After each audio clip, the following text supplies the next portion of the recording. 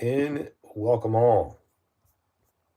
Hope you guys are doing well. Trying some new live streaming here as we, of course, create some Carolina Panthers content exclusively for you guys. Tuesday night, November 18th, having a little bit of break in the action from our normal Carolina Panthers content. So slowly but surely ramping this thing up, trying some mobile streaming as well, seeing what we can capitalize on for you guys as we will try to give folks a few minutes to get joined in. And if you are stumbling across this wherever you're watching on YouTube, let you guys know this is a Carolina Panthers channel.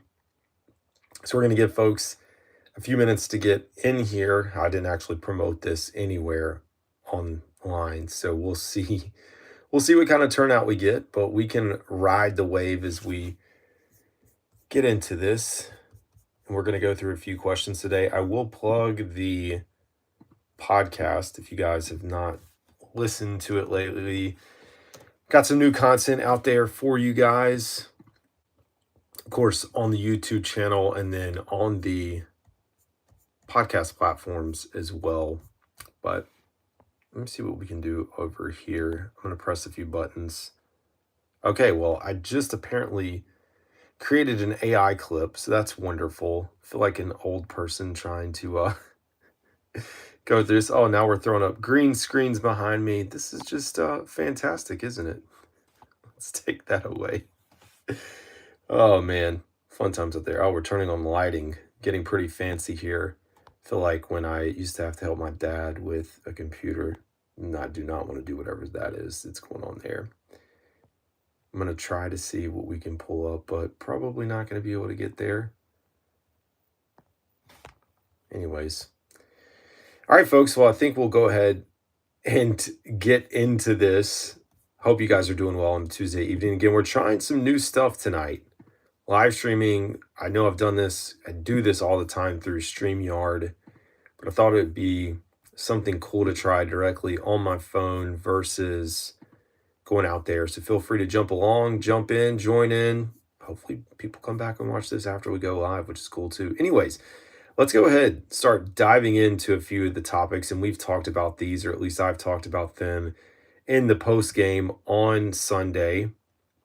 Now talking about them into the week, and I have not had a chance to go look into the locker room scrums. I usually have a chance on Tuesday to look at the locker room scrum, but I did not get a chance to do that today. One thing I will tell you as we get everything pulled up here, and folks that are tuned in or joining in, appreciate you being here. We're Carolina Panthers content, so maybe if you're a Panthers fan or a fan of the NFL, you'll enjoy this. If not, maybe you're going to scroll through, which is cool too. Anyways, Carolina Panthers did have one transaction. So if you guys follow along with the Panthers on Tuesdays, they typically have a transaction, which as of late, it's really been on the practice squad.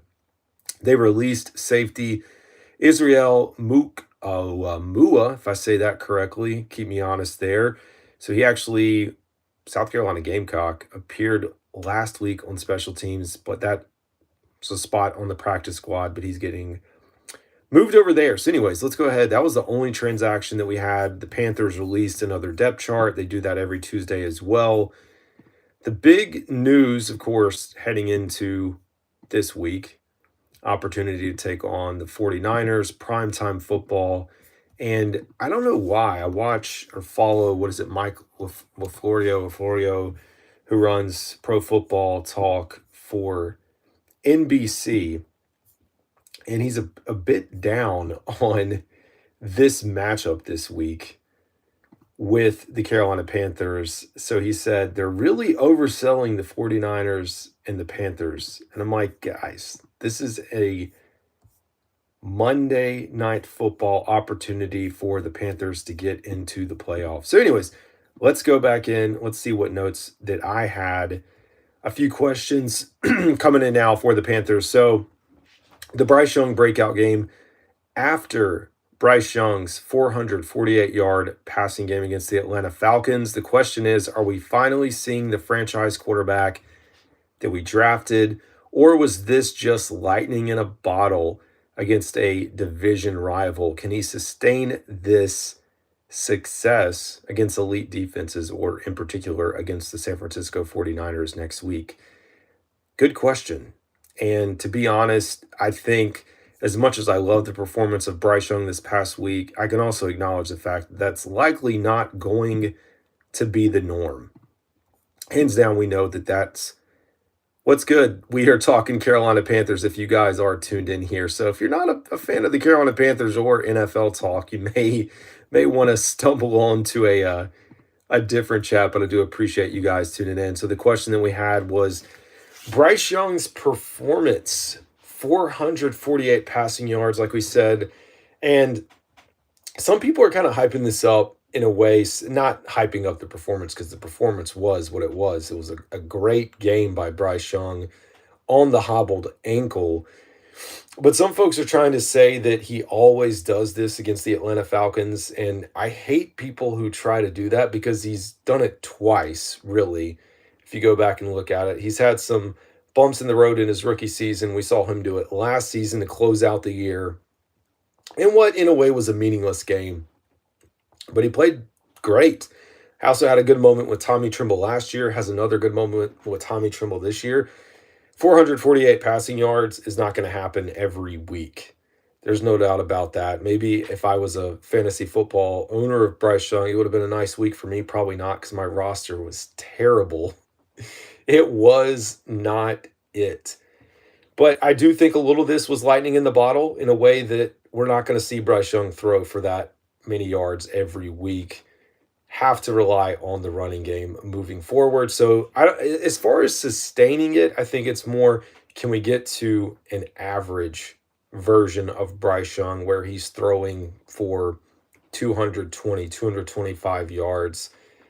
So that's where things sit there. All right, let's see what we got. A few comments in the chat. Oh, my favorite team is the Dallas Cowboys. I just kid. It's the Carolina Panthers. Carolina Panthers everywhere on there. Appreciate you guys tuning in, though. Bryce Young's getting close, said Jeffrey Green. Just not there yet. And I agree with that. We want to see more consistent play out of Bryce Young. No, I cannot prank phone call your friend. But yeah, no, man. Cowboys, saw the performance last night. Cowboys just trying to find a way. It's like they're up and down. A little more up and more down, I should say, than the Panthers, but trying to get it together. I mean, I don't know what the path to the playoffs looks like for the Cowboys, but we'll see. Anyway, speaking of path to the playoffs, the second question that I had for this week, everyone is talking about winning everyone is talking about winning the NFC South by sweeping the Bucs, but what if we split those games?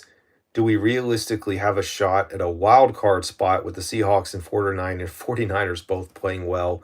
Or is it division or bust? It's a great question and something that we've discussed. Carolina Panthers have the number 2 hardest remaining schedule according to Tankathon, and I think when you start to look at it, it makes sense as to why. So the path to the playoffs, easiest path is always going to be within your division. You're only competing against one team in this case, really, with Tampa Bay, because odds are Falcons and the Saints are not going to be competing with you. But you look at where the Carolina Panthers are at the moment and who they have coming up. So the question was, are they competing against the 49ers and Seahawks for the wild card spot? And it's yes. And you look at the NFC North as well, between the Lions, the Bears, and the Packers. And so for the Carolina Panthers, now, for me, I think for them to make the playoffs at all, and crazy things can happen. Number one, the Seahawks likely could lose this week as they travel and take on the Rams. But looking out at the potential to take on the 49ers and knock them off, the potential to take off the Rams, which to me, I hate to say it, but the Rams are the best team in the NFC right now. So I don't know that I'm holding my breath on that. But if you can knock off the 49ers, potentially knock off the Seahawks later in the season, you have to take care of business against the Saints. And then if you do split with the Tampa Bay Buccaneers, you never know what could happen. The unfortunate side that we've talked about as Panthers fans, and sorry, I literally don't have water, which I should have water up here, but whatever. But the unfortunate thing for us as Panthers fans looking at Tampa Bay's schedule is the fact that after the Tampa Bay Bucks play this week, their schedule gets significantly easier down the stretch. Yeah, so Aiden said Atlanta Falcons suck. They can't win a game. So who do I think is going to win the Super Bowl? That's a good question. Coming into the season, I believe, and it's been forever, I don't really make like broad predictions. I know I picked the Green Bay Packers. I don't know how I feel about that now. So I think I would take that bet back if I had to lay one down. I don't know. I feel like it comes and goes. I don't know that I'm a fan of Drake May, clearly going to be a fan of Drake May with North Carolina. But I don't know that I'm sold on the New England Patriots. It feels like even though Kansas City's falling off, I guess their worry is making the playoffs, which fortunately for them, the AFC itself isn't that competitive this year or as competitive. So there's a chance for them to make it in with a lesser record. But Kansas City Chiefs are sitting third within the AFC West. My gosh, I don't know why I can't talk tonight. Yeah, and so Jeffrey is picking the New England Patriots as the potential to win. Patriots are looking good, though, so I will give them that. But going back to the question, the path to the playoffs, I do think for the Panthers, and I'd love to be shocked, and I'd love for Tampa to fall off, but I do think it has to be a wild card. Ideally, I'd love for them to win the NFC South, because you win the NFC South, you also get a home game for that. Yeah, the Patriots have more than enough Super Bowls. No doubt about it. Last question that we had, not directly on here. Let's see what we got. So Dave Canales, the question, or I guess the statement is, we are 6-5 and in the hunt for the playoffs. Regardless of how the season ends, has Dave Canales done enough to prove he's the long-term answer as the head coach, or does he still need to prove he can win against the big dogs? That's a good question. I do think he's proven enough to be the head coach of the franchise, like he's headed in the right direction, ahead of schedule, in my opinion. Now, sitting at 6 wins, I don't want to see the wheels fall off. Like, if the Panthers did not make the playoffs, I don't think that's going to hurt my outlook on him.